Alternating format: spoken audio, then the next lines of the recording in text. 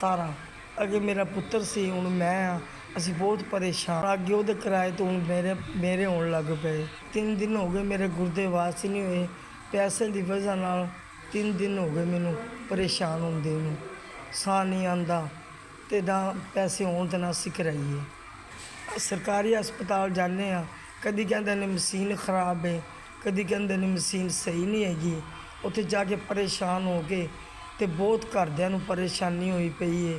ਨਾ ਨੀਂਦ ਆਉਂਦੀ, ਨਾ ਸਕੂਨ ਹੈ। ਇੱਕ ਵਾਰੀ ਮੇਰੇ ਗੁਰਦੇ ਵਾਸ ਕਰਾ ਦਿਓ, ਫਿਰ ਅਸੀਂ ਕੋਈ ਬੰਦੋਬਸਤ ਕਰ ਲਾਂਗੇ। ਉਹਦਾ ਬੰਦਾ ਇੱਕ ਵਾਰੀ ਗੁਰਦੇ ਵਾਸ ਕਰਾ ਦੇਵੇ ਤੇ ਫਿਰ ਕੋਈ ਅਸੀਂ ਆਪਣਾ ਬੰਦੋਬਸਤ ਕਰ ਲਾਂਗੇ। ਮੇਰੇ ਕੋਲ ਪੈਸੇ ਨਹੀਂ ਹੈਗੇ, ਜੇ ਪੈਸੇ ਹੁੰਦੇ ਤੇ ਮੈਂ ਪ੍ਰਾਈਵੇਟ ਜਾ ਕੇ ਕਰਾ ਲੈਂਦੀ। ਤੇ ਹੁਣ ਸਾਨੂੰ ਬਹੁਤ ਪਰੇਸ਼ਾਨੀ ਹੈ, ਇੱਕ ਵਾਰੀ ਤੁਸੀਂ ਕਰਾ ਦਿਓ ਤੇ ਸਾਨੂੰ ਸਕੂਨ ਆ ਜਾਵੇ। ਗੁਰਦੇ ਵਾਸ ਕਰਾਉਣ ਵਾਸਤੇ ਪੈਸੇ ਦਿੱਤੇ ਨੇ 4000 ਰੁਪਇਆ। ਗੁਰਦੇ ਵਾਸ ਕਰਾਏ, ਤੁਹਾਡੀ ਮਿਹਰਬਾਨੀ ਹੈ, ਤੁਹਾਡਾ ਸਿਆਣ ਨਹੀਂ ਦੇ ਸਕਦੇ ਤੇ ਤੁਸੀਂ ਬਹੁਤ ਅੱਛੇ ਹੋ, ਹਰ ਦੀ ਮਦਦ ਕਰਦੇ ਹੋ ਤੇ ਬਹੁਤ ਬਹੁਤ ਮਿਹਰਬਾਨੀ ਤੁਹਾਡੀ।